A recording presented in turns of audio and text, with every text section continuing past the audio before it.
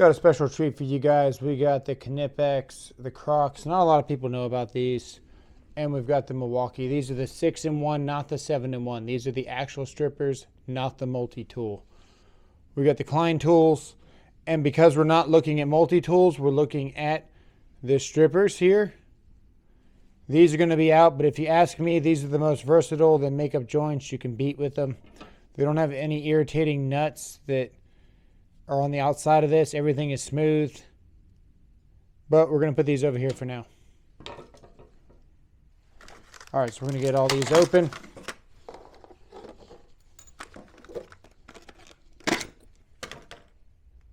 So you can see all these have the ability to lock. Measuring at 7 inches up to 9 inches there. Now these two are stamped steel. These two are forged. If we look at the thickness, you can see this is only thick here, I guess, to make up joints or something. But you can kind of see we got them in order of thickest to the skinniest. And of course, being stamped, it's going to be skinnier. Now, if we open them up, you see those are ready to accept whatever you want to cut. Milwaukee's open up fairly nicely. And that is as much as the Knipex will open without extending your hand more. Of course, you can open these more. And I've got something to say on that here in a little bit, but that's how much they open. We're going to take a 3/16. The 3/16 will not fit in the Knipex. It fits in the back of the Milwaukees. Definitely fits in the Crocs there, and the Kleins also fits fairly easily. 16 through number 10 there. Now these numbers are kind of gimmicky, and I'm going to show you why. Klein is also guilty of it. It says 10 and 8. One is solid, one is stranded. As you can see there. The Crocs just have a straight 8. Doesn't matter whether it's stranded or solid. And when you close these and you put it over, you can see that you actually get a true number 8 on these. And then this is, it is what it is. It's 8 solid and 10 stranded. Gimmicky or not, I don't know. Klein did it on some of their tools. This portion right here glows in the dark. Let's look at the wire loops. These claim to have wire loops. These claim that these are wire loops. That's what a wire loop really is. And then you got your wire loops here. Let's see how they perform. Okay, we're doing a cutting test before we do the loop test. So these are the Milwaukees. Fairly easily. Here comes a Klein. These are stamped. Those are forged. Just a little bit harder. Still fairly easily gets the job done. These have almost a shear design to them. They are stamped, but you can see that the shears are going to be better than where this is just kind of angled and then comes to a close there. You can see where these kind of have that shear closure to them. They do close and cut easier than the Kleins do. Here comes the Knipex here. Now you can see this does not fit in here without the added it just barely skates by in there. It will work, and they do cut like absolute butter. But this is my thought on this, okay? As electricians, we've already got enough problems, carpal tunnel in the future, doing all the different motions that our hands are doing, keeping our hands above our head. It's a lot of wear and tear. I don't think that I need the added muscle, whatever you want to call it, to open these more. I think that they should be a little bit more open. I do appreciate the design.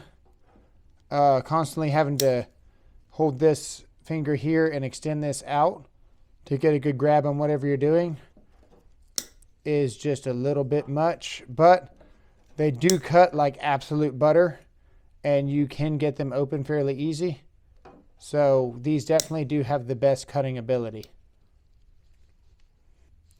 All right, now for the wire loop, that's a true wire loop. You can get in there beyond that hole, pull it all the way back and slide out very easily, and you got yourself a really nice loop going there. And what that's for is to get on your screws very easily. And next up, we're going to look at the pinching ability on these. We're going to go back to the loops. We're going to look at the pinching right now. These are going to pinch fantastically. They are skinny. These are also equally going to pinch. These also come to a nice fine point. They are going to be able to pinch fairly easily. Not as easily as the stamped steel, but they will get the job done.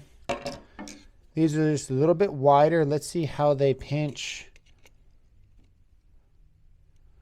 Pinch on there, you got to really pay attention to what you're doing, but they're all fairly capable of pinching. This is not as good as pinching, but still gets the job done.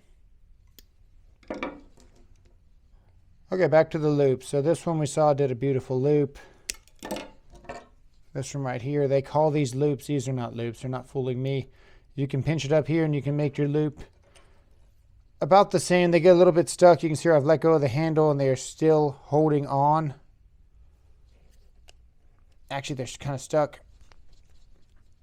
Oh, they closed on me. They actually closed. That's why. Okay. Let's do that again.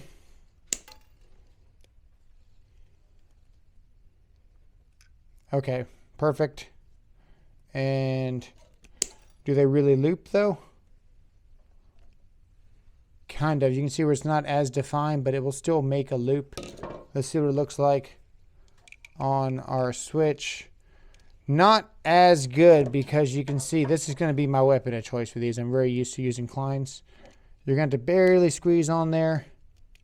See if we can get it.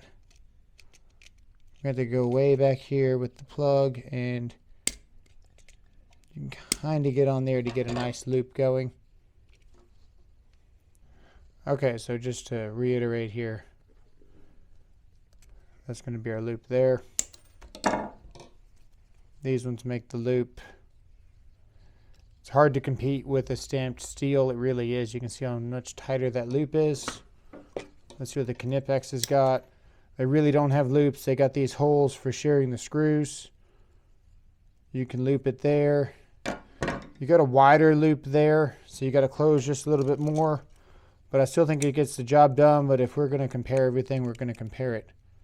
Right? You can see where it's just slightly open like this. Which isn't that big of a deal. You just hold your finger there. Close them. Let's see these in action real quick on the loop. Nice tight loop there. Bringing this around the same ground. Right there. We're going to get a pinch on it. There's your comparison. You can see where it's not near as tight. Still work great. They still work great. We're just comparing here. Now this is that screw that I was talking about. You can't really use these for beading. I would not recommend these for beading. That's why if you want to talk about multi-tools, that's why these won in the last video for a multi-use tool. These are fantastic. Now we got to talk about the price, because I bought a whole bunch of stuff at the supply house, and then I was about to walk out the door and I saw these on the shelf and I knew I needed them for this video, so we picked them up. And the lady kind of hesitated to tell me. She was like, those are $60. Yeah, these are $60, guys. These are 20. These are 20.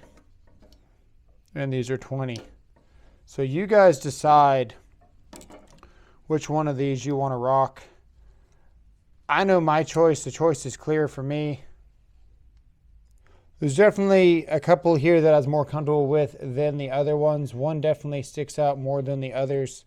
This one did close on me, so this being in the middle of the tool, let me know what you thought about that in the comments below with that closing, because that can likely happen again. This one here, if you wanted to nitpick, maybe a little bit wide out there, but that does help you with grabbing your pinky. This thing performed pretty well, flawlessly. Amazing cuts. A little bit bulkier, definitely a bigger tool. And for just strippers, I'm not sure that I need all these other features.